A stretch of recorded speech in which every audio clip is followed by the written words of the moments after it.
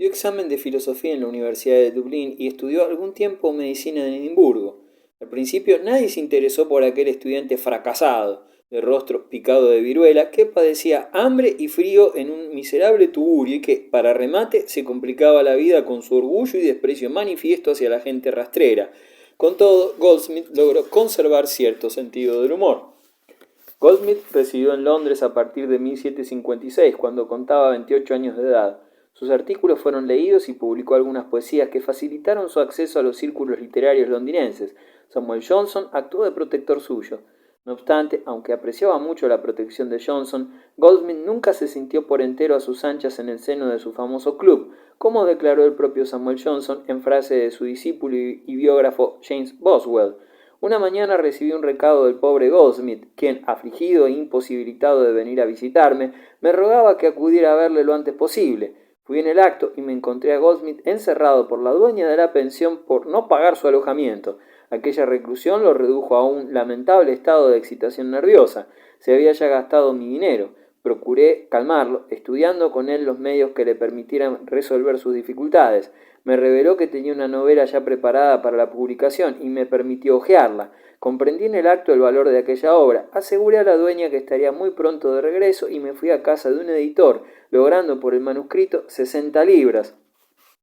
Era su obra maestra, El vicario de Wakefield, homenaje dedicado al padre del autor, un modesto presbítero en la campiña irlandesa, aparecida en la primavera de 1766. La novela constituye a la vez una recopilación de recuerdos y una exposición filosófica, sin la menor huella de sentimentalismo lacrimoso a la manera de Richardson, sino llena de lozanía y melancólico humor, que se mantiene en el transcurso de todo el relato.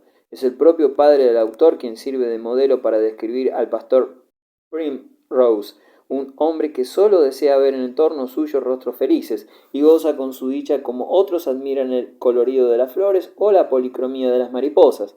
Creía Goldsmith que la dulzura, la indulgencia y la comprensión son las más bellas virtudes del hombre, ideal de bondad que lo vincula a las tendencias filantrópicas vigentes en la Inglaterra del siglo XVIII y lo que tiene de más característico la cultura europea del siglo de la Ilustración. Samuel Johnson. Jorge Macaulay Trevelyan afirmó en cierta ocasión que el doctor Samuel Johnson fue el hombre más auténticamente inglés que Dios pudo haber creado. Johnson, que abrumaba con sarcasmos a los escoceses, aseguraba que el más hermoso espectáculo que pudiera contemplar un escocés era la carretera que conducía a Inglaterra, con lo que lanzaba una invectiva contra Escocia. Por otra parte, abarcaba en un mismo desprecio a hipócritas, avarientos, apáticos y mucha otra gente, aunque lo que más aborrecía era el sentimentalismo, o cuanto menos sus manifestaciones externas.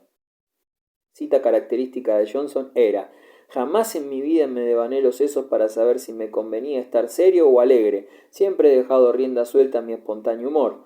Tuvo siempre el valor de mostrarse como era. Cada cual, afirmaba, debe comportarse con personalidad diferente a la de los demás. Cierto es que debe observar el máximo respeto hacia la personalidad ajena, pero a la vez conservar la suya propia. Otra proposición típicamente inglesa. Goldsmith dijo en cierta ocasión: no puede negarse que Johnson era bastante grosero y arisco en su comportamiento, pero nadie posee corazón tan sensible. Johnson podía mostrarse despiadado con quien le parecía estúpido o ridículo, pero en el fondo tenía criterio amplio y rebosaba comprensión. La vida fue para él un prolongado y rudo combate, y la muerte un problema al que no pudo sobreponerse. Sumamente consciente de sus defectos, quizás a veces demasiado consciente, se sentía impulsado a proteger en la medida de sus posibilidades a quienes no estaban en condiciones de ayudarse a sí mismos. Su profundo respeto hacia la persona humana lo convertía en un representante ideal de los principios filantrópicos y tolerantes tan peculiares del siglo XVIII. Se ha dicho que el Imperio británico no se formó de manera racional, según un plan previamente concebido y realizado de manera sistemática, sino que se desarrolló de un modo espontáneo, y casi lo mismo podría decirse del influjo que Samuel Johnson ejerció en la vida intelectual de su época. Sin buscar influir, su fuerte personalidad atraía de manera irresistible a los demás. La vida y el carácter de Johnson reflejan la repulsión del auténtico inglés a todo lo sistemático y artificioso, prefiriendo que todas las cosas se desarrollen de una manera natural y por sí mismas.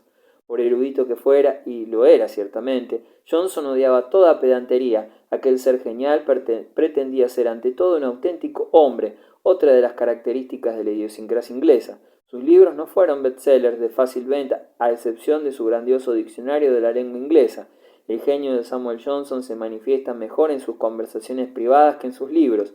La silla de un café es el trono de la felicidad humana, solía decir, puesto que era allí donde contaba con un dueño amigo y con empleados dispuestos a servirlo, y también, sobre todo, donde convivía con sus amigos y se encontraba a sí mismo. Allí pontificaba a placer, reduciendo al silencio con un gesto de impaciencia una frase adecuadamente encajada a quien se atrevía a interrumpirlo.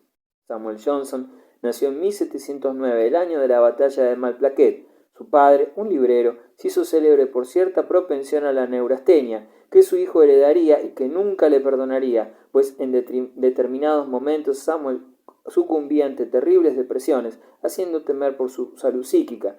Más tarde marchó a Oxford. Su estancia en aquella universidad, bastión del tradicionalismo, consolidó aún más sus opiniones conservadoras y el respeto a la iglesia anglicana, que le inculcaron en el seno de su familia. Cuando veas un Wright, ves un canalla, decía. En toda la nación inglesa, solo los Tories eran auténticos caballeros en su opinión.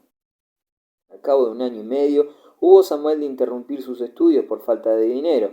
De regreso a su región natal, Johnson fundó una escuela privada que nunca reunió más de 3 alumnos. Encaminóse a Londres con el propósito de buscar mejores oportunidades, acompañado de uno de aquellos 3 discípulos, un tal David Garrick, que más tarde lograría crearse en los escenarios londinenses un renombre tan célebre como el de su antiguo maestro. Director durante mucho tiempo del célebre teatro londinense de Drury Lane, Garrick acabaría de una vez para siempre con el estilo declamatorio entonces en vigor. Los 10 primeros años de estancia en Londres le significaron un prolongado calvario. A menudo no tenía nada para saciar su hambre y no pocas noches las pasó bajo la luz de la luna, por carecer del dinero necesario para cobijarse en el más mísero de los aposentos.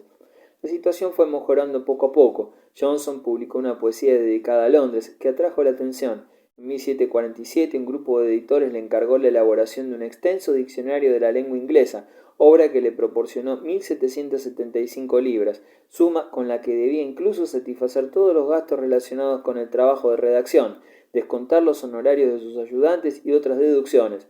Su posición en el mundo de las letras quedó definitivamente consolidada y pudo disfrutar de un alojamiento conveniente donde recibir a sus amigos, necesidad esencial para un hombre siempre acechado por el sentimiento de la depresión moral y que temía a la soledad más que a nada en el mundo. El diccionario le costó 8 años de constante trabajo, minucioso y científico. Un solo inglés pudo llevar a cabo una labor que en Francia hubiera exigido la de 40 académicos. Muchos compatriotas suyos se sintieron orgullosos de este éxito. Nunca con anterioridad a Johnson se había verificado un trabajo lexicográfico tan amplio e extenso, con definiciones tan claras y citas tan apropiadas. Sin embargo, no pudo evitar algunos defectos: su formación demasiado clásica, su ignorancia de la filosofía germánica y sus deficientes etimologías que le valieron reproches de los especialistas. Con todo, las cualidades generales de la obra le proporcionaron extraordinario renombre a alguien propuso nombrarlo dictador de nuestra lengua. La fama de Samuel Johnson se acrecentó luego con sus revistas The Rambler, 1750-52, e Idler, 1759 al 60. A Johnson no le gustó nunca un trabajo sistemático, salvo en la época en la que el diccionario lo obligaba a llevar a cabo esfuerzos regulares. Su carácter era ser un tanto perezoso y prefería deambular por las calles de Londres a permanecer en su escritorio. Durante sus años de penuria hubo de resignarse a emprender intensos esfuerzos por imperativo de la circunstancia, y más tarde se justificaba diciendo que ningún literato ha escrito a no ser para ganar dinero. De hecho, desde el momento en que Johnson no tuvo ya que luchar por su subsistencia, pues en 1762 Jorge III le asignó una pensión anual de 300 libras, su producción disminuyó sensiblemente. Se ha dicho que, excepto la Biblia y Shakespeare, los ingleses a nadie citan con mayor frecuencia que a Samuel Johnson. En los años de su juventud, Johnson casó con una viuda cuyo hijo mayor contaba ya 20 años, matrimonio que no consiguió una perfecta armonía. Según Macaulay, Johnson era tan corto de vista que ni siquiera distinguía en su esposa extraordinariamente fea el color de los afeites con que trataba de disimular los estragos de la edad. Viudo ya, mantuvo abierta su casa a todos sus amigos, algunos de los cuales permanecían allí largas temporadas.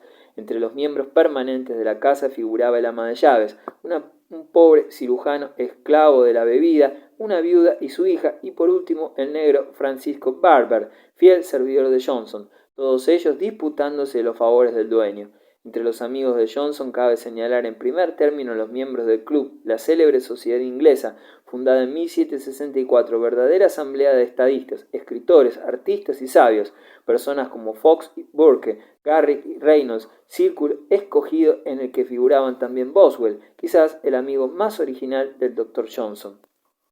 Jaime Boswell, biógrafo del club. Jaime Boswell nació en Escocia en el seno de una familia aristocrática en 1740. Acudió a Londres en busca de relaciones de nivel elevado. Boswell, decía el filósofo David Hume, es uno de mis mejores amigos, posee buen corazón y es un muchacho encantador y original. El primer encuentro de Boswell con Johnson tuvo efecto en casa del librero Davis. Encontré a Johnson, cuenta Boswell, muy parecido al retrato que don Josué Reynolds hiciera de él poco después de la aparición del diccionario. El señor Davis, con el mayor respeto, me presentó al visitante. Yo me hallaba muy impresionado y acordándome de la antipatía de Johnson hacia los escoceses, cuchillé a Davis. No le digas de dónde soy. Pero el librero exclamó en el acto con la mayor malicia: el señor Boswell viene de Escocia. A lo que repliqué yo entonces: vengo, en efecto, de Escocia, y ello es algo contra lo que nada puedo hacer. Yo creo, respondió Johnson, que muchos de vuestros compatriotas se hallan en el mismo caso. Siguió luego una conversación en la que Boswell supo quedar en buen lugar. Pocos días más tarde se atrevía a llamar a la puerta de aquel hombre famoso. Samuel Johnson desempeñó con respecto a su círculo de admiradores y con el pueblo inglés el papel de gran educador, en especial por lo que se refiere a sus relaciones con el escocés. Boswell viajó al extranjero, conoció a Voltaire y a Rousseau, y a su regreso escribió un libro sobre Córcega y sus habitantes tan amantes de la libertad. Años más tarde publicó otra descripción de un viaje por Escocia con Johnson. Boswell había adquirido la costumbre de anotar con minucioso detalle todo cuanto aquel gran hombre manifestara durante sus conversaciones, sin apenas omitir la menor palabra del maestro. Con estas notas pudo componer una biografía de Johnson, obra maestra de las letras inglesas. Resulta difícil hallar otra biografía tan apasionante y espiritual como esta. Sí, la personalidad de Samuel Johnson pudo llegar a nosotros con tanta vivacidad se debe ante todo a Boswell. Jaime Boswell falleció en 1795, 11 años después de Johnson. El Club de Johnson, que subsistió hasta nuestros tiempos, había sido fundado en 1764, principalmente por inspiración del pintor Joshua Reynolds. Según Boswell, los miembros se reunieron durante los 10 primeros años una vez por semana en el restaurante La Cabeza de Turco, en el barrio del Soho. Cuando este restaurante fue transformado en inmueble residencial, el grupo se instaló entonces en El Príncipe, en la calle Sackville, y posteriormente en otros lugares. En esta última época, aquella selecta sociedad se reunía al mediodía, 2 veces por mes, cuando el Parlamento celebraba sesión. Ser aceptado en el seno del club era considerado con justo título como signo de distinción. En sus comienzos el club constaba solo de 9 miembros, aunque en el transcurso de los años su número llegara a los 35. Se ha aludido ya a 3 de los miembros de este club en el transcurso de nuestro relato, es decir, al propio Samuel Johnson, Jaime Boswell y Oliver Goldsmith, y conviene conocer a otros 3, un pintor, un gran actor dramático y un historiador. Reynolds y Gibbon. Reynolds era el más asiduo a las reuniones del club de Johnson. Lo propio que la literatura, la pintura vivió una época de notable esplendor en el siglo XVIII. Reynolds es uno de los retratistas mejores que hayan existido en Inglaterra. Su eclecticismo provenía de una especie de contradicción entre su admiración hacia la pintura del Renacimiento y su temperamento nórdico y su preferencia por los colores románticos. Procuraba siempre reflejar el carácter de la personalidad retratada. En el de Nellie O'Brien, por ejemplo, este carácter solo se revela en una cierta inexpresividad. En cambio, en el de Samuel Johnson aparece con fuerza dramática su lucha contra la melancolía. Cada año la fortuna de Reynolds se acrecentaba en ritmo ascendente. De creer a Samuel Johnson siempre interesado en tan género de detalles, sus rentas llegaron a alcanzar las 6.000 libras anuales. Cuando se fundó en 1768 la Academia Real, Reynolds fue su primer presidente. Oliver Goldsmith dejó una frase sumamente gráfica sobre Reynolds: ha nacido para mejorar a sus amigos, su pincel les depara un rostro más bello y su amistad un corazón más generoso.